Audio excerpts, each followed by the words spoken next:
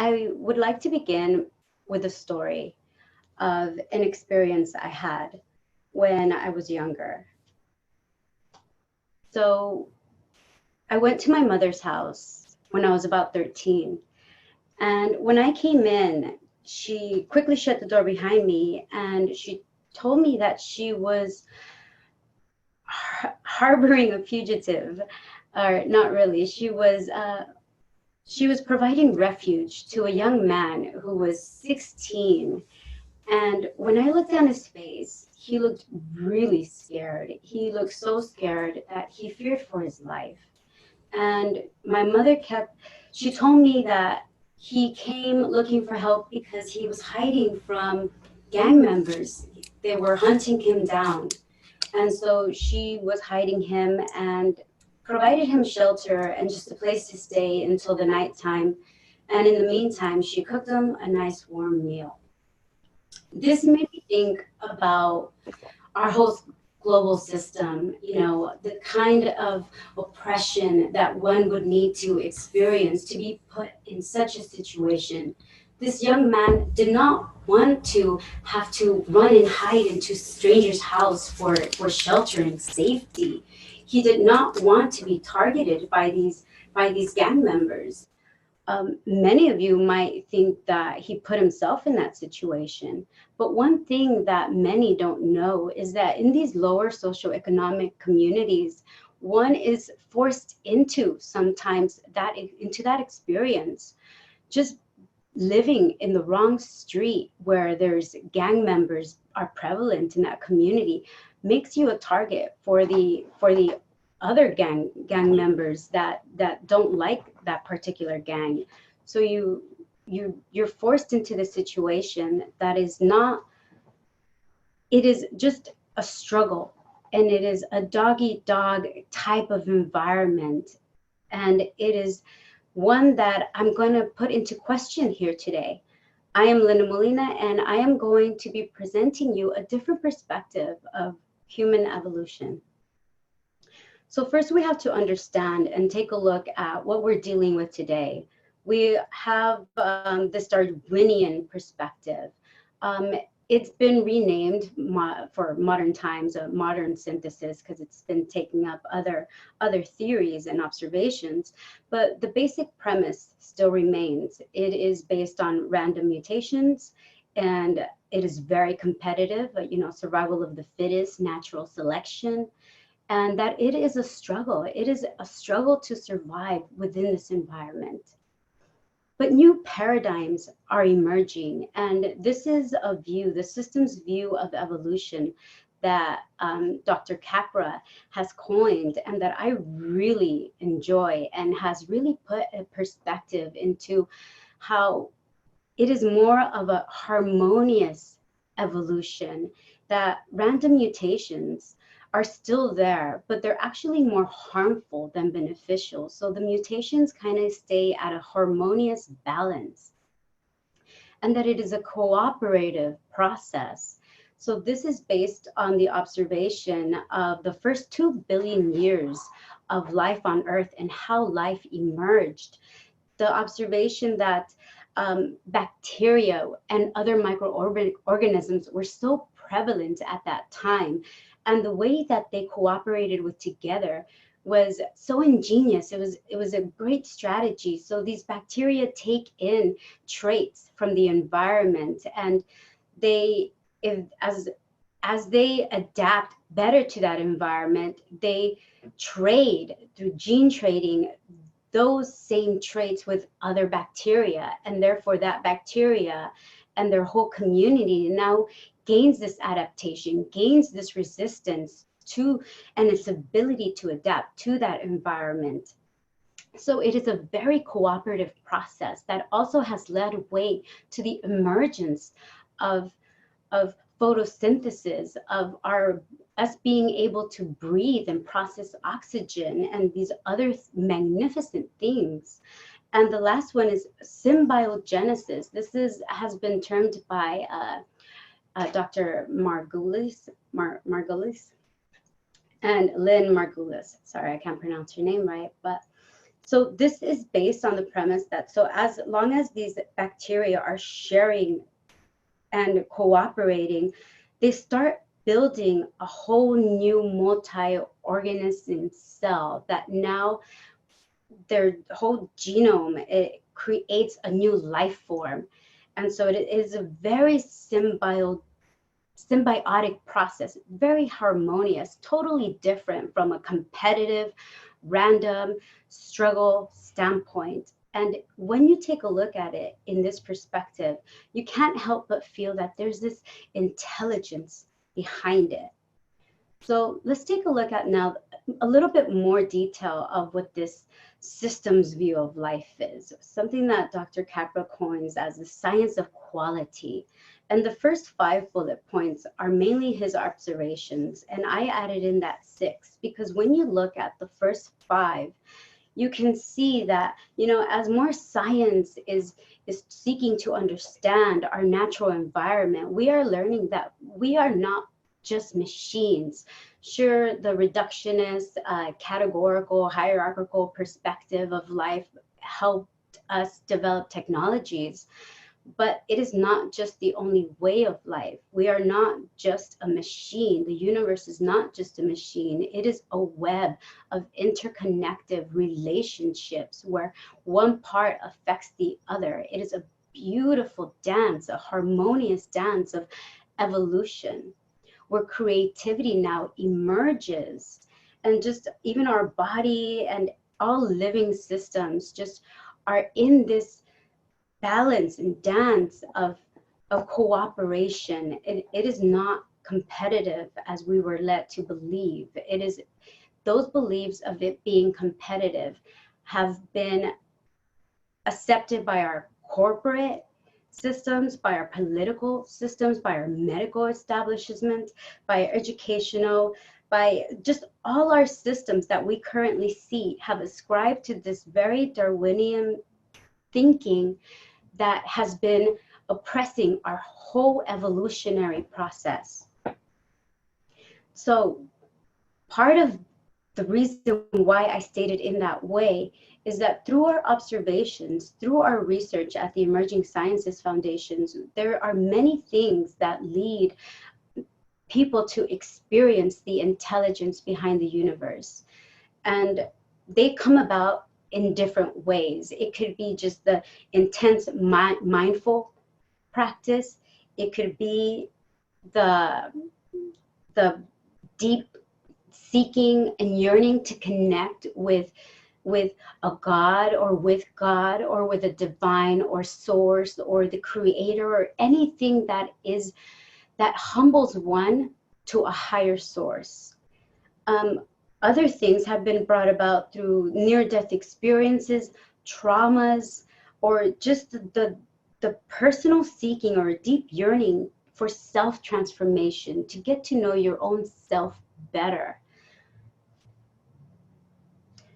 So we've coined the term the sapienic process, and this is a nice commingling of the systemic view of life, where living systems are integrated into this divine intelligence. And when that relationship is nurtured and cared for, it initiates this evolutionary process, also known as a Kundalini process, and an awakening or a mystical experience, or all the things that I listed in the other slide. And many people who reach the goal of human evolution, who reach the goal of this sapienic process, and find themselves in a state of higher consciousness.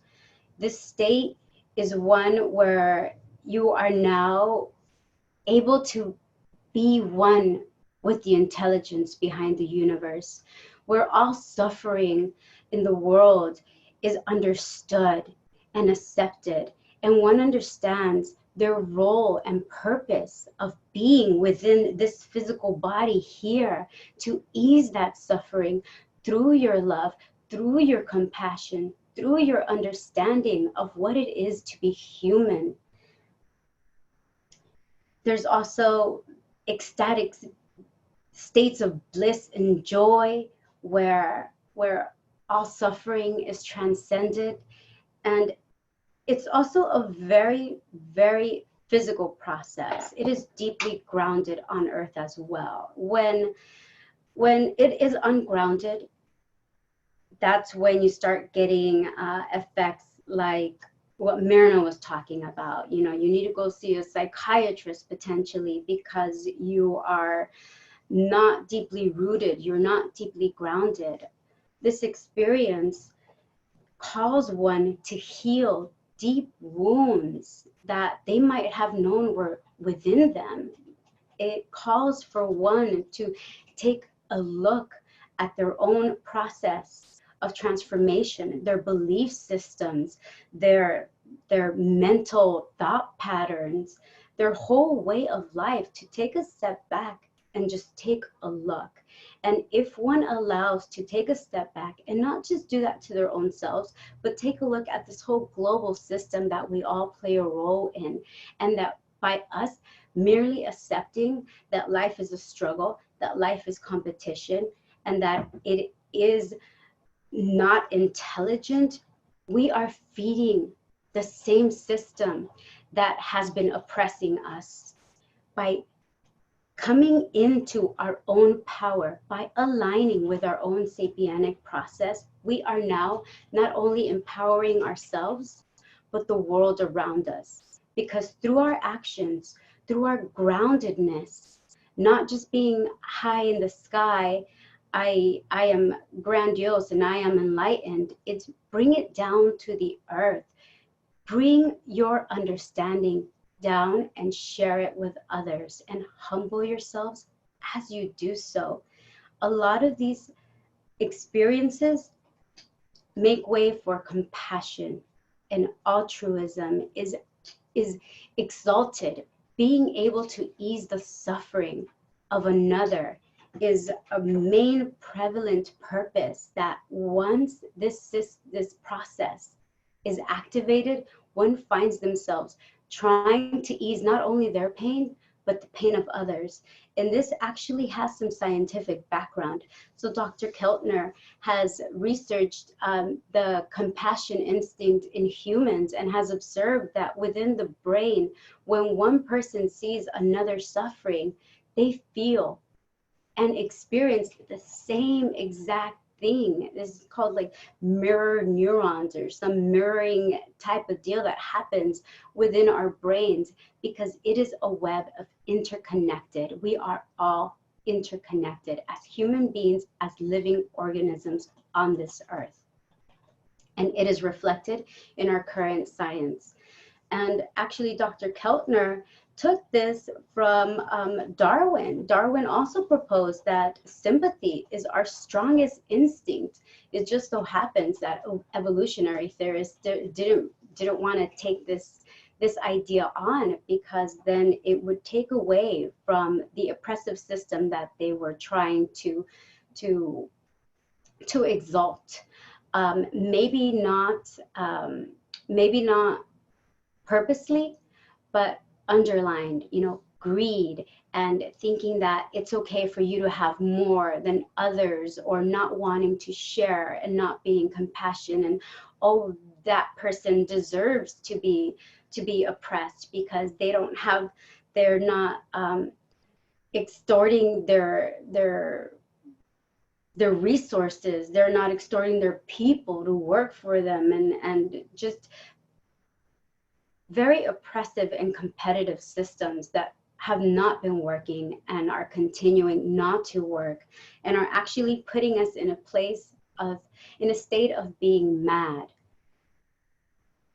MAD is an actual acronym developed by the military and national security of the nations that have nuclear weapons. So it is a mutual assured destruction, which means if we ever go into a nuclear war, it is going to be mutually assured that all parties involved are going to be nuked. And this is literally mad. I don't know how these people could not see the irony in this, because If our purpose and evolution truly stems from a competitive sense, from a dog eat dog, and it's a struggle, then why are we about to annihilate ourselves? Why have we been destroying the earth? Why is there still suffering when our technology is so advanced? Why so many things? Everywhere you look, there's just madness, because we've all accepted and agree that that is the way we are, that human evolution is based on struggle and competitiveness. Competitiveness does not necessarily have to be bad. I'm not saying leave that aside. Competitiveness could be used for good. We can use competitiveness to see who can make a better sustainable living farm for communities. We can compete and see how we can start restructuring this whole global system to work for each other, not just to work for who can pay more or who can extract more at a faster rate. So I invite you to take action, harmonize with the sapienic process. Go deep inside yourself and find that divine intelligence within you that has always been in the background, guiding you and is waiting for you to become one with it, to unite your whole life purpose with it. Get involved in causes that you believe in. Go out there or get online and volunteer or do something besides sit there and believe that you can't, or sit there and believe that because you've already worked hard for the man, that you just need to go home and watch a ton of Netflix. It is time to get up and do something. We are in a crucial state and something needs to get done. We all need to come together and start doing something and uniting. So I invite you to join me in Brilliano. Come and help me understand what can we do. Tell me that there's others out there who can see that it is time for us to change our whole global system, and it begins with ourselves. Thank you.